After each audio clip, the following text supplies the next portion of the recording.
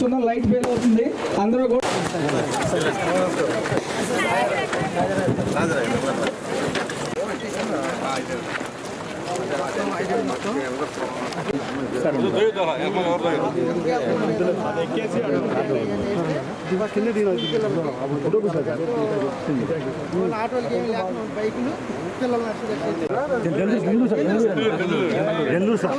ఇదే ఇప్పుడు మన చిత్ర అనేది ప్రభాకర్ గారు ఇదే కరెక్ట్ అక్కడ కట్టాలండి.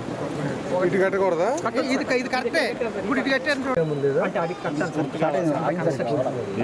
మొత్తం రావాలి. అది కూడా అయిన తర్వాత పూర్తయ్యేది సార్. గేట్ కూడా ఇక్కడ కట్టలు కూడా ఉన్నాయా?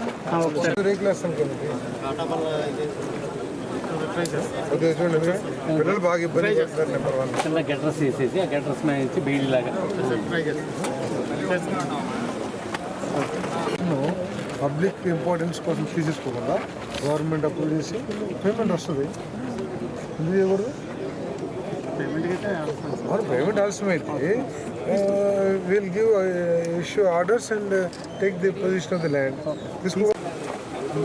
మీరు ఎక్కడ ఉంటారో చెప్తే నేను వస్తాను. నెంబర్ 1. నెంబర్ 2 ఏంటంటే ఆర్డీఓ గారు కూడా ఇక్కడే ఉన్నారు. ఆ బ్రిడ్జి ఆగిపోయింది. మీకు 100% ఆల్రెడీ నేను ప్రిన్సిపల్ సెక్రటరీ పీయూష్ కుమార్ గారితో కూడా మాట్లాడాను. 85 లక్షలు ఉంది సార్, పెద్ద అమౌంట్ కాదంటే 2 దఫాలుగా ఇస్తానులేండి అని చెప్పారు. ఇప్పించే బాధ్యత నాది. ఒకళ్ళు ఇవ్వకపోతే నా సొంత డబ్బులని ఇస్తాను. మీకు రాసిస్తాను. కాదు ఏం లేదు. ప్రభాకర్ గారు అంటే కొంచెం మొండిగా నా సైడు ఆ ఘాట్ కట్టలేదనేది ఆయన కొంచెం కోపం ఉంది.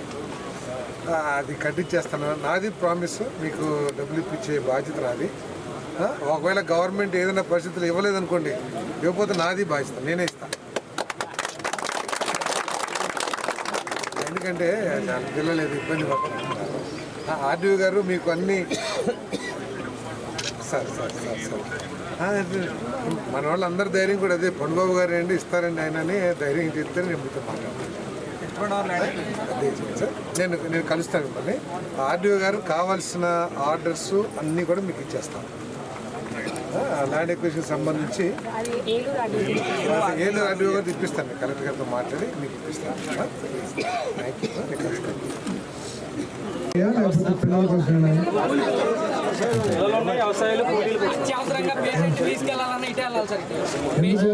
హాస్పిటల్ ఉందా? ఇక్కడ చేయాలా? అసలు ఇది ఉందా? డిజైన్లు ఉందా? అది లేదంట కదా.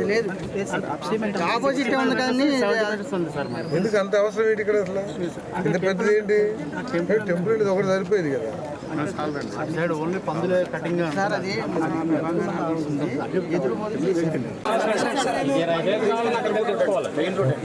సో ఎక్కువ లేకపోతే చుట్టూ తిరిగి వెళ్తారా?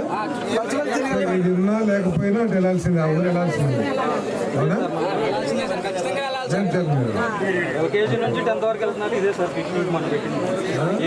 మనం కూడా మీరు అర్థం చేసుకోవాల్సింది అంటే మన ప్రభుత్వం వచ్చిన రోజు నుంచి కూడా మన సమస్యలన్నీ పరిష్కారం అవుతాయనే ఆలోచన మీ అందరికీ ఉంది. దాంట్లో తప్పు కూడా లేదు. ఎందుకంటే మీరేమీ బాధపడద్దు. మీకు ఆ ప్రభుత్వం ఇల్లు శాంక్షన్ చేయకపోతే అది ఇప్పించే బాధ్యత లేదు. తర్వాత మీకు ఈ గత ప్రభుత్వంలో వైఎస్ఆర్ కాంగ్రెస్ ప్రభుత్వంలో కానీ అంతకుముందు చంద్రబాబు నాయుడు గారి ప్రభుత్వంలో కానీ శాంక్షన్ అయిన ఇల్లుంటే వాటిని పూర్తి చేయండి. పూర్తి చేయకపోతే మార్చి తర్వాత మీకు ₹1 కూడా రాదు. కొత్తగా శాంక్షన్స్ కూడా ఇవ్వడం. ఎందుకంటే కేంద్ర ప్రభుత్వ కంప్యూటర్స్లో ఈ ఆంధ్రప్రదేశ్లో ఎవరెవరికి ఇల్లు శాంక్షన్స్ అయినాయి, ఎన్ని లక్షల మందికి ఇల్లు శాంక్షన్స్ అయినాయి అని పూర్తి సమాచారం వాళ్ళ దగ్గర ఉంది. మళ్ళీ తిరిగి ఉదాహరణకి సాంసర్ అనే వ్యక్తికి ఇల్లు శాంక్షన్ అయింది. 2025 మార్చి తర్వాత వచ్చే శాంక్షన్స్లో కొత్తగా శాంక్షన్ చేయబడదు. కాబట్టి మీరు ఇల్లు కట్టుకోకపోతే మనం నష్టపోతాం. కాబట్టి ఆ ఇల్లు పూర్తి చేయండి. మీకు పూర్తి చేయడానికి ఏదైనా అడ్డంకులు ఉంటే నా దృష్టికి తీసుకుని వాటిని పూర్తి చేసేమని అడ్డంకులు లేకుండా తొలగించే బాధ్యత నాది. లెవెల్ లేక బ్రేక్ వేసుకుని ఆగిపోయింది సార్. కొన్ని కొంతమంది ఏమో స్లాబ్ వేసి వేసుకున్నారు. అలాగే అట్లకి బిల్ అవ్వలేదు. మరి బిల్లులు ఇప్పించేస్తాను. నేను బిల్లులు ఇప్పిస్తాను. మీరు ఇల్లు పూర్తి చేయను. మార్చి లోపల మీరు 80% పూర్తి చేయాల్సిందే. మన ప్రభుత్వం నుంచి ఆదేశాలు కూడా ఇచ్చాం. ఇల్లు కట్టడానికి అత్యంత ప్రాధాన్యత ఇచ్చి ఇసుక కానివ్వండి ఏదైనా సరే వారికి ముందు వరుసలో ఇసుక పడి వాళ్ళకి చెప్పాం కాబట్టి మీకు వచ్చేసి. మా పంచాయతీకి ఇళ్ల స్థలాలు రాలేదు సార్. తెలుసాను కాబట్టి మళ్ళీ పంచాయతీకి ఆలోచన అనేది ఇళ్ల స్థలాలు ఇళ్ల స్థలాలు లేని వాళ్ళకి ఎవరికి రాలా. ఈ ప్రభుత్వం ఇస్తుంది, మీరు ఎదురుపడింది. మోటార్ సైకిళ్ళు అవి వెళ్ళకూడదు, కేవలం నడిచి మాత్రం అటు వెళ్ళాలి. సో అటువంటి ఏర్పాట్లనే చేయమని చెప్పేసి అడుగుతున్నాను.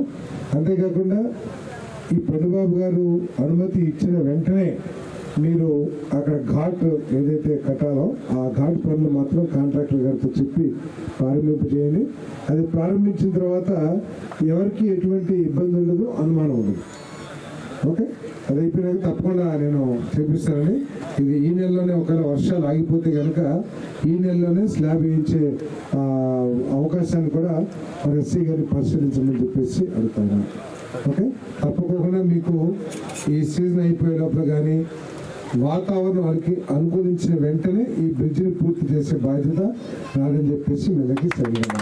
ఓకే, ఇంకేమైనా ఇంకా సమస్య రంగంపేట